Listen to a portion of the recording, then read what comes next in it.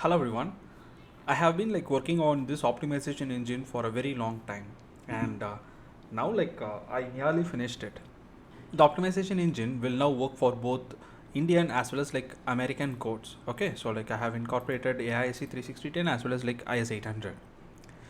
Let us see this particular tool in action. Okay, in order to proceed with the optimization, I have chosen a frame which is almost completely failing, right?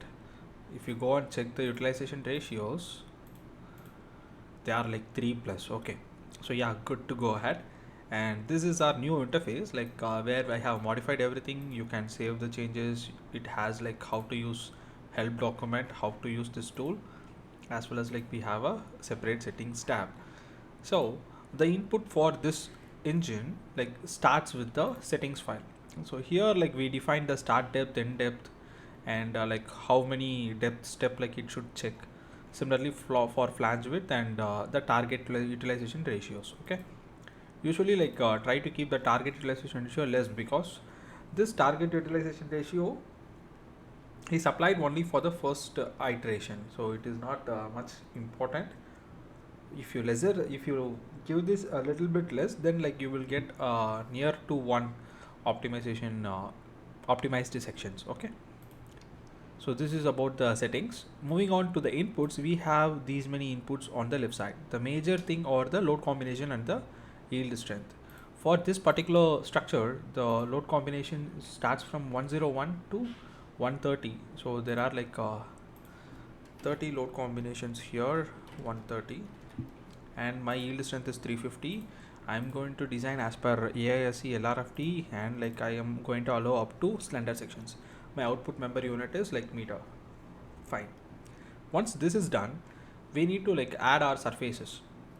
Surfaces are nothing but entities that are going to have continuous depth. So for the if you take a PEB frame, something like this, starting from member 2 to 4, all these members should have a depth continuity, right? So these things form a surface, and I can have a different depth here, different depth here. So they are separate surfaces. We have 3 surfaces in this particular frame: 1, 3, and 2 to this one. Okay, so let me go ahead and add the surface. You can directly extract. You can select the member, press extract. It will extract that particular member. Similarly, 3, and we have the in between sections. Here in the rafter, we are going to provide splices, right? So based on the splice location, we need to follow the same flange width. So I'm planning to provide a splice here and then here in this node, so which will separate 2, 5, 6, 8 and 7, 4 as a pair.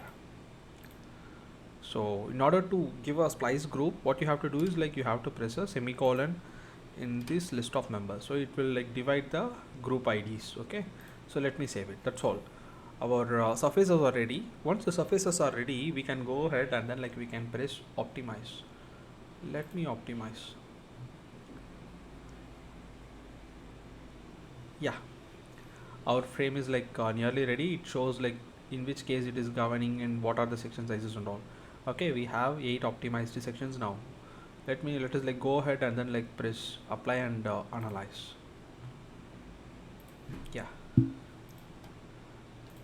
and we have some failures. If you see the failing ratios, it will be so close. It is 1.08 and 1.05, and our frame looks something like this, which is good for a PEB structure. Thank you for watching. So if you feel this particular tool can save your time, you can contact me for further more details. Thank you.